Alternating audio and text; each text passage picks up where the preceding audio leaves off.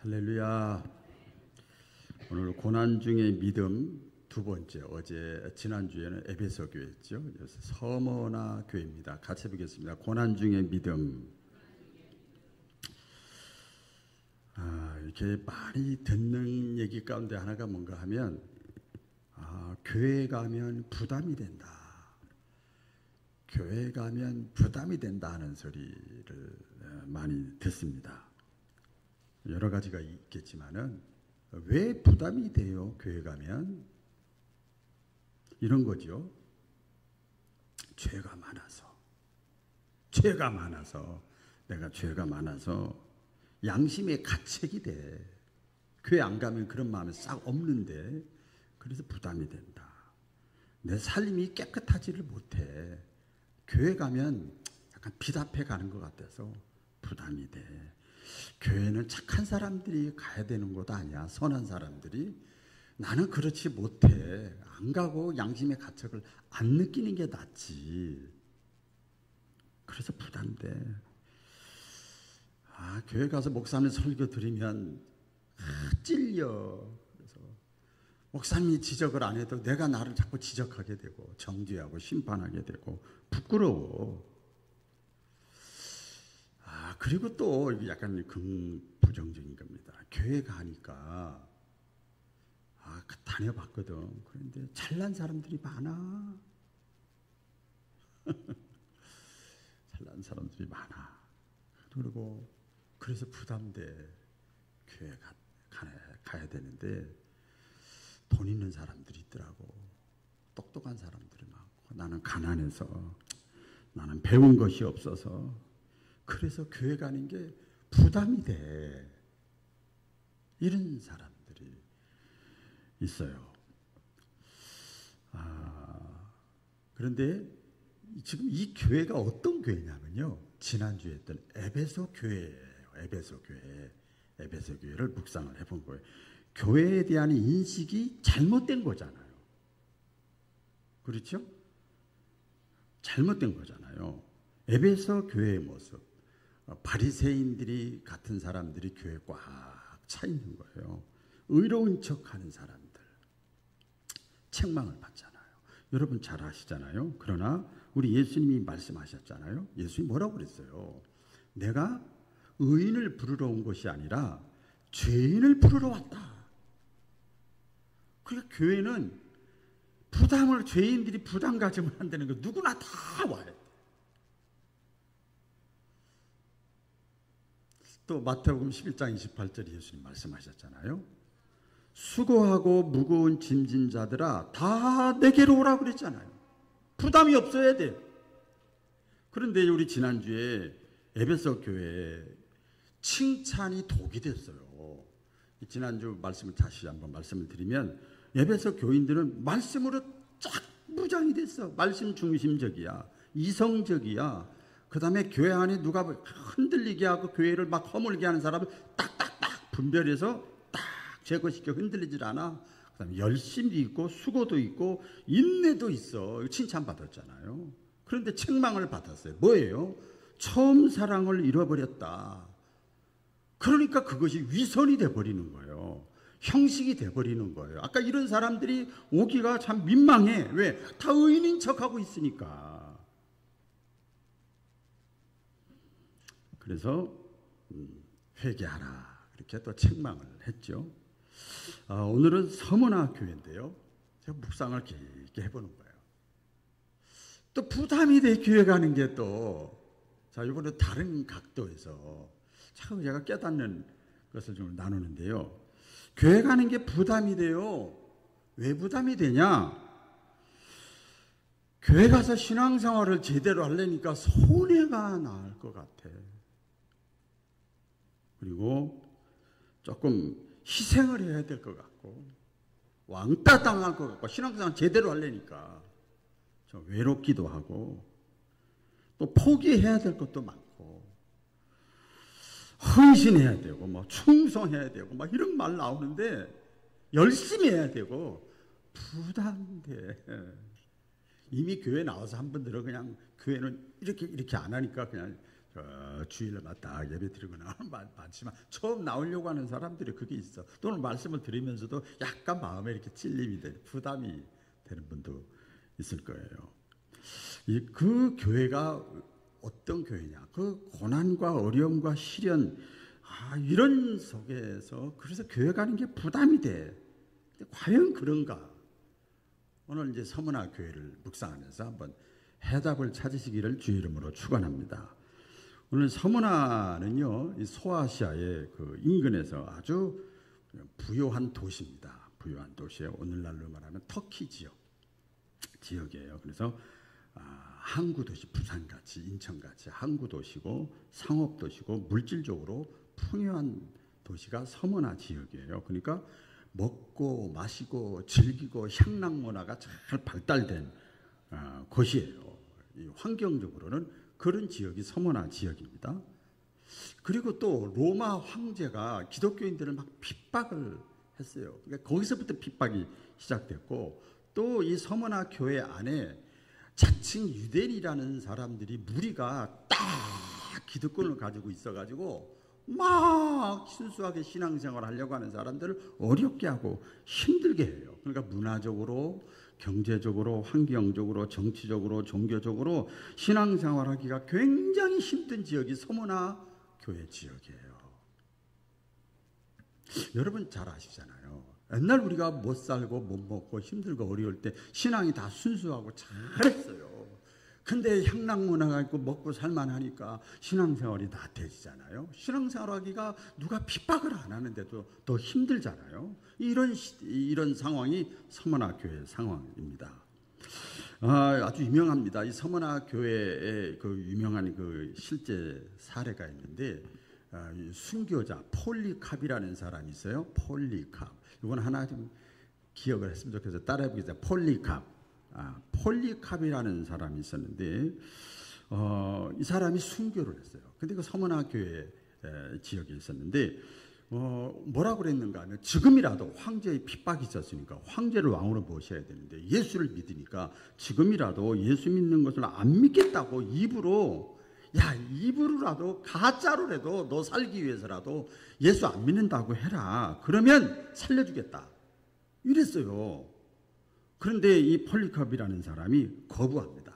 유명한 얘기입니다. 뭐라고 하면서 거부를 하는가 하면, 예수님은 내 평생 한 번도 나를 실망시킨 적이 없으신데 어찌 내가 예수님을 배반하겠습니까?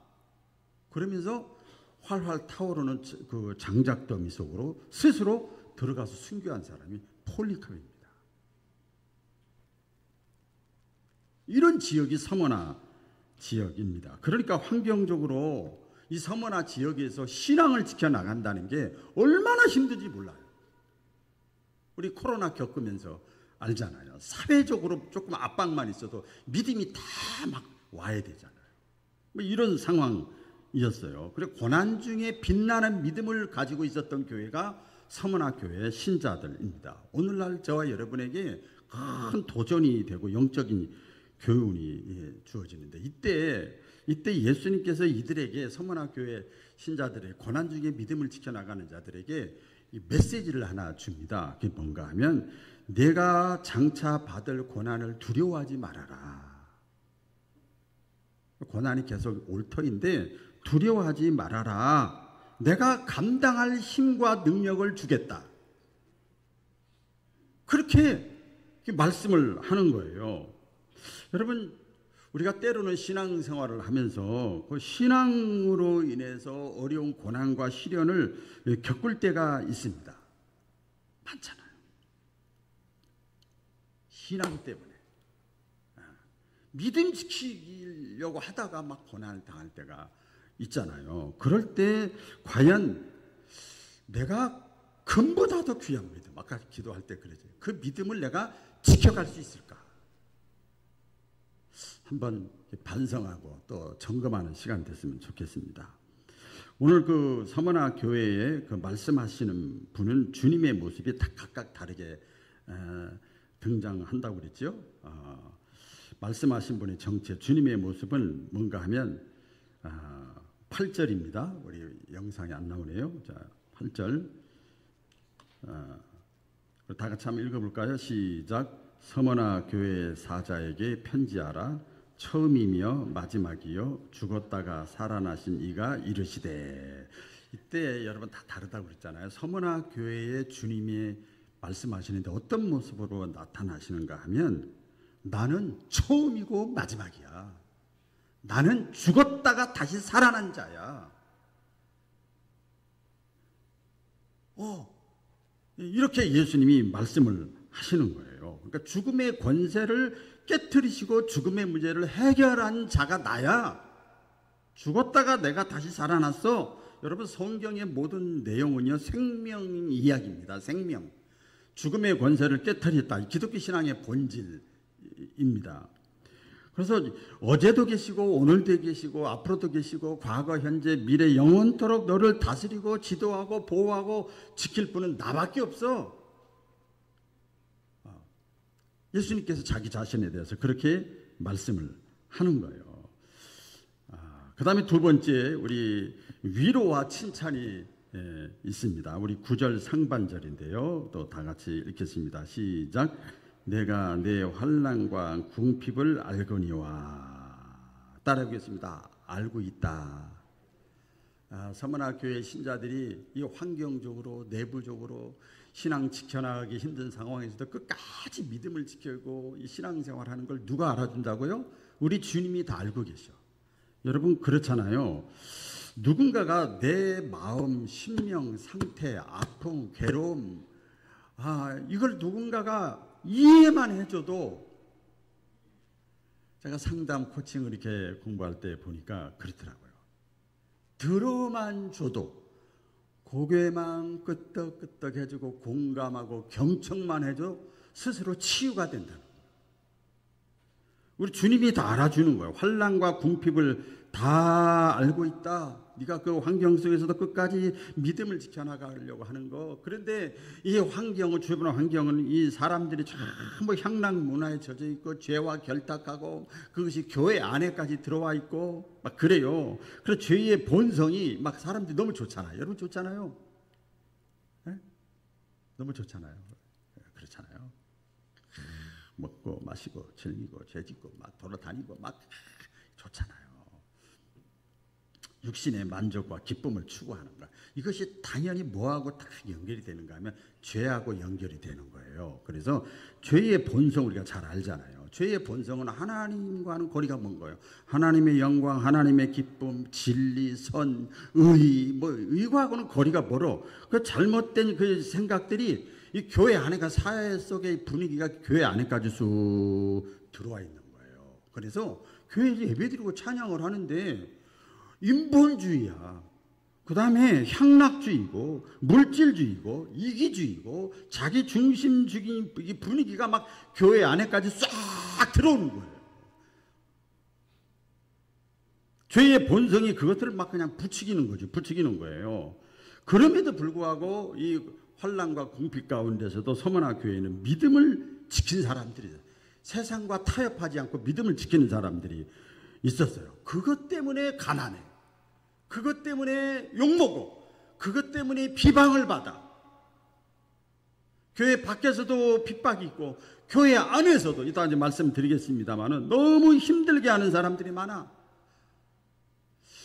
더 나아가서 일반 사람들마저도 마찬가지입니다. 이제 교회 밖의 사람들, 일반 또 이제 뭐 친척, 지역 사람, 동기, 동창이 있을 거 아니에요. 그때 당시에도. 이런 사람들마저도 불이익을 당할까봐 기독교인들하고 같이 상종을 안 하려고 그래. 이 분위기가 그래 버렸어.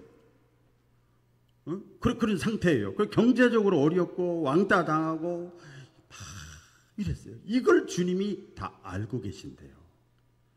할렐루야. 주님이 다 알고 계신대요.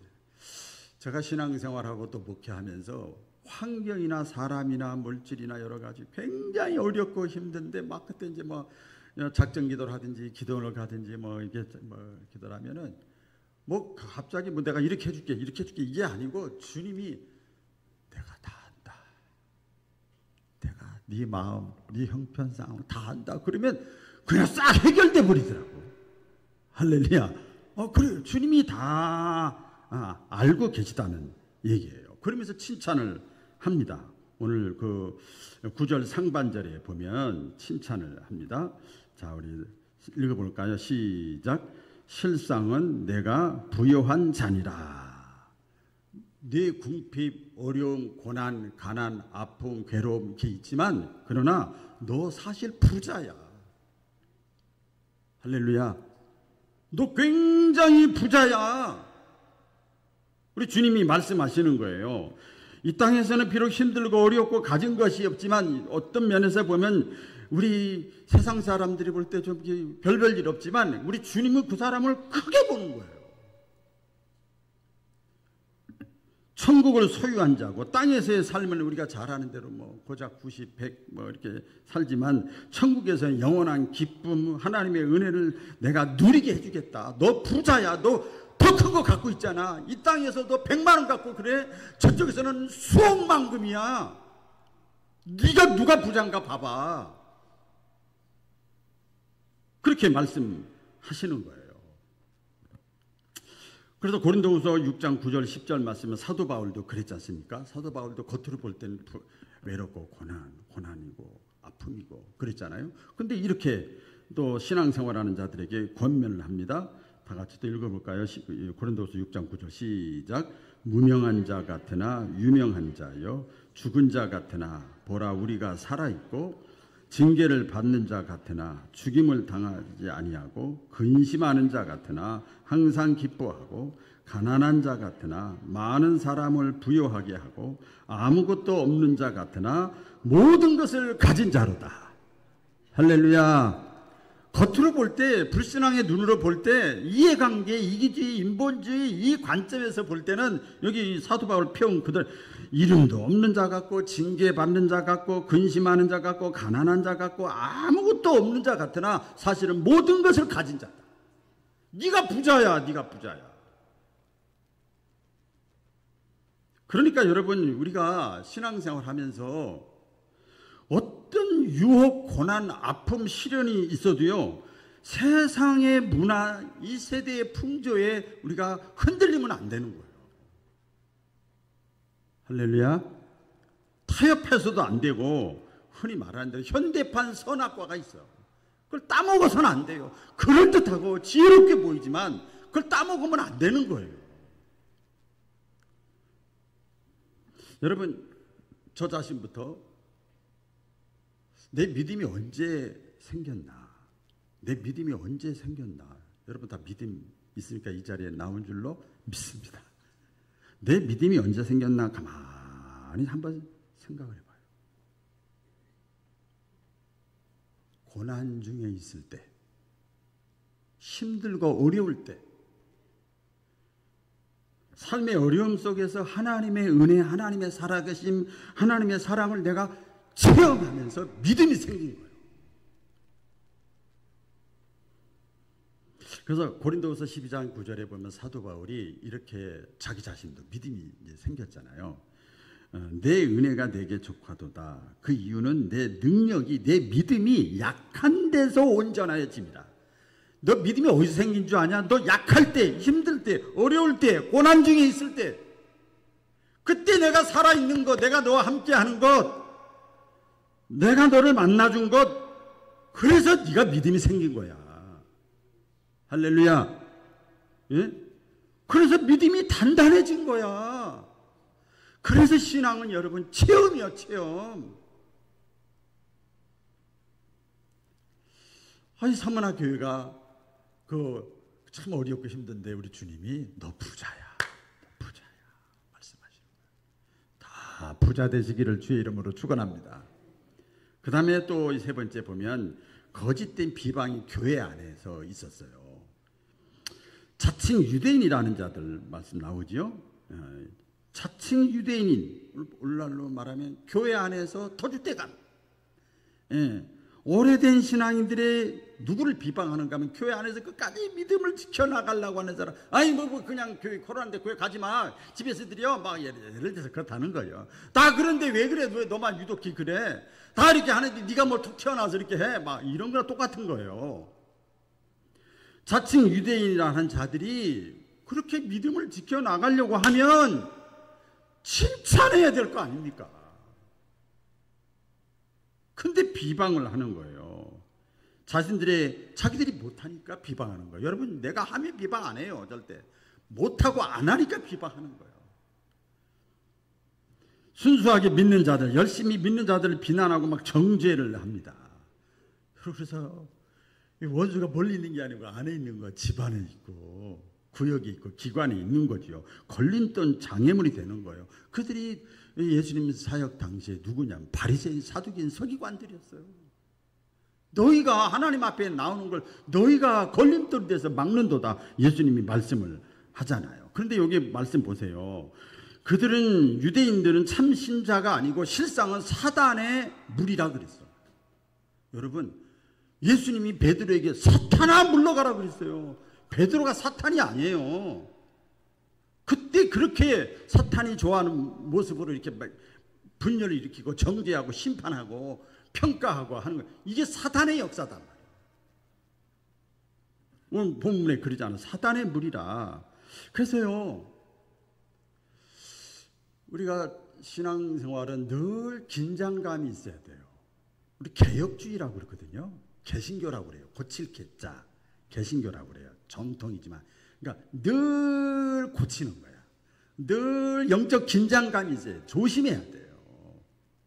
이 자칭 유대인이라는 사람들을 보면서 먼저 믿었습니까? 내가 믿음이 있습니까? 내가 은혜 체험을 했습니까? 그러면 내가 직분을 받았습니까? 그러면 내 언행 심사가 큰 영향력을 끼친다는 거예요.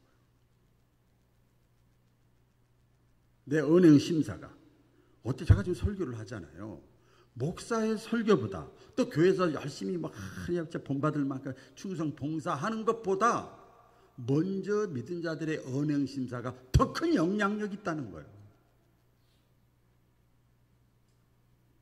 우리 교회는 뭐 역사가 짧지만 이제 작은 것도 아니야. 내년 20년이니까 하지만 자원하면 좋지만, 여러분, 먼저 믿은 자는요, 그때부터 우리가 예수님을 믿는 순간 하나님의 자녀가 되고 소속이 바뀌는 것처럼, 내가 먼저 믿었다, 내가 믿음이 있다 그러면 나는 그 다음부터 사인이 아니고 공인이요. 공인. 같이 해보겠습니다. 나는 하나님 나라의 공인이다. 공인이에요. 여러분, 공인 공무원들이잖아요. 예를 들어서 공인이잖아요. 그러면 공무원이 맨날 기뻐서 일합니까? 아니에요. 자원하면 좋지만 내가 공인이 되면, 가정에서든 교회에서든 내가 있는 곳에서 내가 공인이 됐으면 억지로라도 책임과 의무를 다해야 돼요. 어떻게라도? 억지로라도. 에이, 신앙은 자유원이지, 뭐 내가 마음에 내켜야 하는 거지. 그거는 일반인, 사인. 공인은 그러면 안 되는 거죠. 안 되는 거죠. 그 예를 들어서 우리가 먼저 믿고 먼저 직분을 받고 누가 볼 때 저 사람 믿음의 사람이야, 그러면 공인이 된 거예요. 왜? 예수님이 안 보이니까 내가 예수님의 이게 뭐 대리인이랑 마찬가지잖아요. 그러면 억지로라도 힘들어도 예배 생활, 기도 생활, 언어 생활, 봉사 생활에 내 소견에 옳은 대로 하지 말고, 그렇잖아요? 왜 사사시대에 그렇게 선지자들이 많았는데 그렇게 어려웠습니까? 각자의 소견대로. 어떤 면에서 보면 우리들도요, 신앙으로 인해서 오해와 비난을 받을 수가 있어요. 그러면 억울하고 막 속상해. 근데 여러분, 그때 절대 분노하고 복수하고 미워하지 않기를 주의 이름으로 축원합니다. 오늘 예수님 말씀하셨잖아요. 네, 말씀하셨어요. 이렇게 했어요. 다 읽어볼까요? 시작. 너희 원수를 사랑하며 너희를 박해하는 자를 위하여 기도하라. 할렐루야. 예수님이 이렇게 말씀했어요. 굉장히 사랑, 이해, 용서, 이거 다 큰 틀에서 사랑인데, 사랑이 안 되면 이해라도 하고, 이해가 안 되면 용서라도 하고, 용서가 안 되면 긍휼이라도 여기래. 여러분, 사랑이 뭐 오래 참고 온유하면 쭉 나오잖아요. 사랑, I love you, 다 이게 사랑이 아니요. 긍휼히 여기는 거, 긍휼의 마음으로 그를 위해 오히려 기도해 주는 거예요. 근데 이 서머나 교회 신자들이 자칭 유대인이라고 하는 사람들이 비방하는데 오히려 그들을 정죄하지 않고 그들을 위해 기도해 주고 있었어요. 얼마나 멋있어요.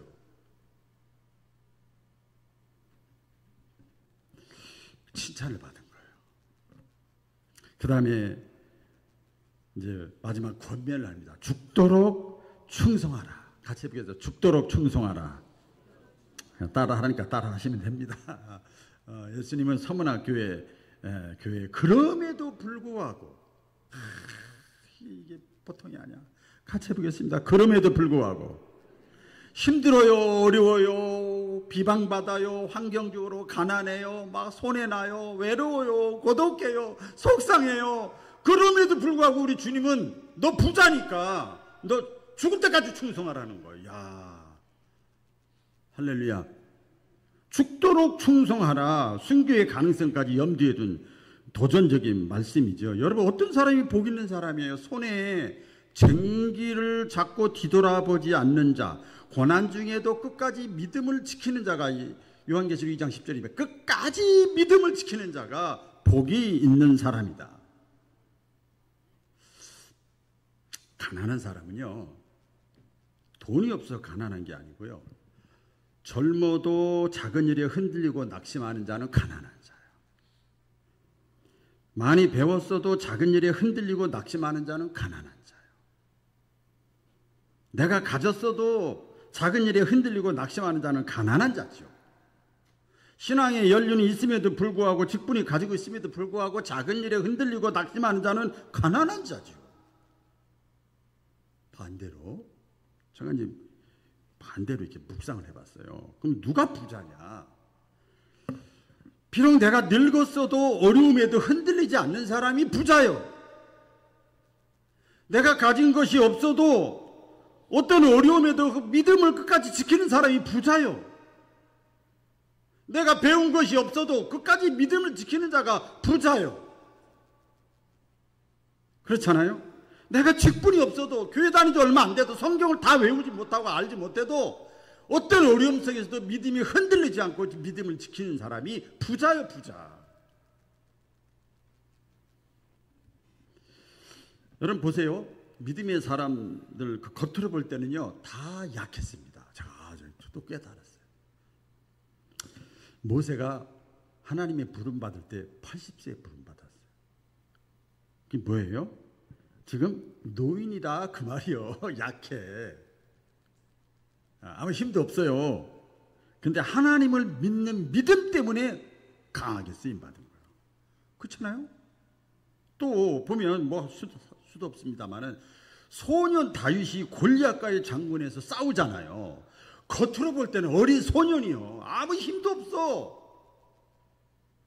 근데 하나님을 믿는 그 속의 믿음 때문에 강한 자가 되죠.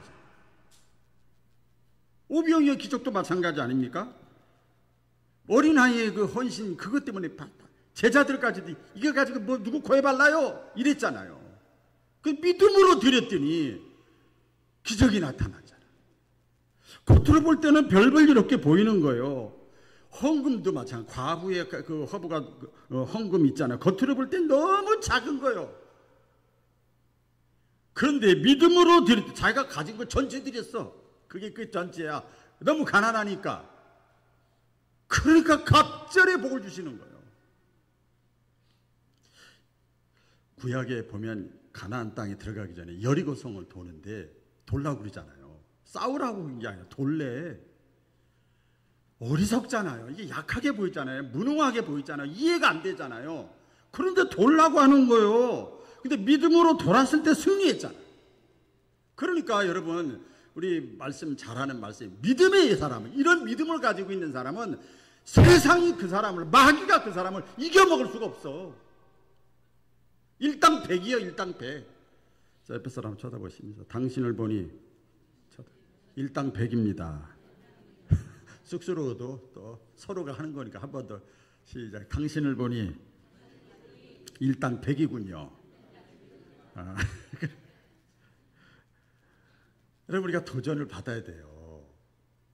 진짜 이 시대에 믿음 지켜나가기 힘든 시대에 내가 작은 어려움에도 너무 쉽게 신앙을, 사명을 저버리지 않나.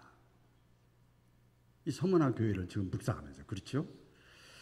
너무 육신의 편안과 안일함과 그래서 거기에 또 세상적인 분위기에 내가 너무 타협하지 않는가. 우리 말씀합니다. 히브리서 12장 4절이죠. 우리 다 같이 한번 히브리서 12장 4절. 히브리서 12장 4절.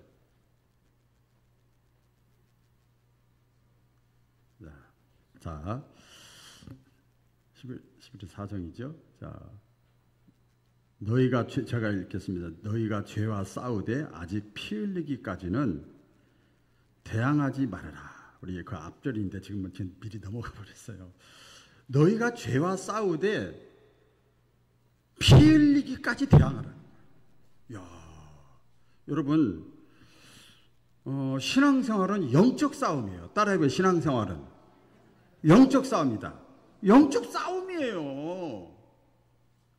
그러니까 세상과 싸우고 영적 싸움이라는 것, 마귀와 싸우고 내 자신과 싸우고 이 서문학교처럼 환경과 싸우는 거예요. 그 교회 왔다 갔다 하는 게 신앙생활이 아니란 말이에요. 여러분 잘 알잖아요. 다이어트 하려면 어떻게 해야 돼요? 싸워야 돼. 먹는 것과 싸워야 되고 운동하는 것과 싸워야 되고 내 자신과 싸워야 되고 절제해야 하고 노력해야 되고 막 인내해야 되고 싸워야 돼요. 내 신앙이 성장하려면, 우리 교회에 왔으니까 신앙이 성장하려면 예수님 말씀대로 구해야 되고 찾아야 되고 두드려야 되는 거예요. 진짜예요 하나님? 그리고 내 삶을 통해서 순종을 통해서 기도를 통해서 막 찾고 두드리고 구하는 거예요. 그 과정이 없이 신앙이 어떻게 자랍니까? 한자라는 거죠. 우리 좋아하는 축복도 마찬가지. 축복도요, 내가 하나님이 하나는 만복의 근원인데 내가 복을 받으려면 힘든 과정이 필요해. 그게 뭐냐? 순종해야 돼. 아이고 힘들어. 순종해야죠. 충성해야죠. 희생해야죠. 사랑해야죠. 헌신해야죠. 이거 다 힘든 과정이 필요해. 싸워야 돼. 싸워야 돼. 안타깝게도 오늘날 이런 성경적 기독교죠. 이게 기독교 이런 신앙이 거의 다 사라지고 있습니다.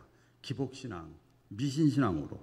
그러니까 고난 없이 편안하게 축복만 원하고 헌신도 없고 충성도 없고 인내도 없이 축복만 원하고 신실한 믿음 지켜나가는 것도 없이 그냥 천국만 원하는 거예요. 이게 다 보여요. 이게 다 보여요. 다섯 번째로 보면 생명의 멸류관을 하는 소망입니다. 약속이 하나님이 약속을 주셨어요. 따라해봐요. 약속. 우리 신앙생활은 약속 믿고 하는 거예요. 믿으시면 아멘. 약속 믿고 하는 거예요. 계시록 2장 10절 시작. 내가 죽도록 충성하라.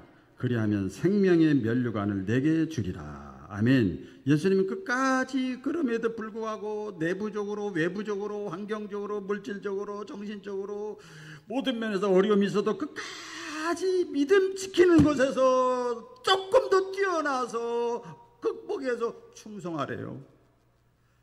할렐루야. 아까 제가 잠깐 그 청소 광고를 했습니다만 충성하래요. 내 믿음 지키는 것에 끝나지 말고 충성하래요. 죽도록 충성하래요. 그러면 생명의 멸류관을 주겠대요. 이 사모나 교회에게 하시는 말씀이요 지금. 그렇잖아요. 그 약속은 믿음 지키기 위해서 끝까지 믿음 지키고 내가 주를 위해서 살는 것이 결코 헛되지 않다는 거예요. 할렐루야. 주를 위한 수고가 헛되지 않는 거예요. 우리 야고보서 1장 12절 다 같이 한번 읽겠습니다. 시작. 시험을 참는 자는 복이 있도다. 이것에 옳다 인정함을 받은 후에 주께서 자기를 사랑하는 자들에게 약속하신 생명의 멸관을 얻을 것임이니라. 아멘. 고난 중에도 믿음 지키고 주를 위해 충성하다가 축복의 주인공 되시기를 주의 이름으로 축원합니다. 기도하겠습니다. 서머나 교회 주신 예수님의 말씀은 오늘 우리에게도 큰 도전이 됐음을 믿습니다. 우리도 고난 속에서 영적으로 풍성한 삶을 살아갈 수 있습니다. 때때로 비방과 오해가 있어도 내가 사랑으로 얼마든지 대응할 수 있습니다. 죽음까지도 불사하는 충성된 믿음으로 살아갈 수 있습니다. 그러나 내 힘으로는 절대 불가능합니다. 그러나 죽었다가 다시 살아나신 예수님께서 나와 함께 하시면 충분히 가능한 줄로 믿습니다. 사도 바울처럼 내게 능력 주시는 자 안에서 내가 모든 것을 할 수 있느니라. 우리 신앙생활은 내 힘, 내 생각, 내 판단으로 하는 것이 아니라 고난과 어려움과 유혹 속에서도 성령께서 주시는 힘과 능력과 지혜로 깨달음에 순종하는 것이 신앙생활인 것을 깨닫게 하셔서 하나님의 살아계신 축복의 주인공들이, 승리의 주인공들이 되게 하여 주옵소서. 예수님 이름으로 기도드립니다. 아멘. 우리 다 같이 성령 부르시겠습니다. 일어나셔서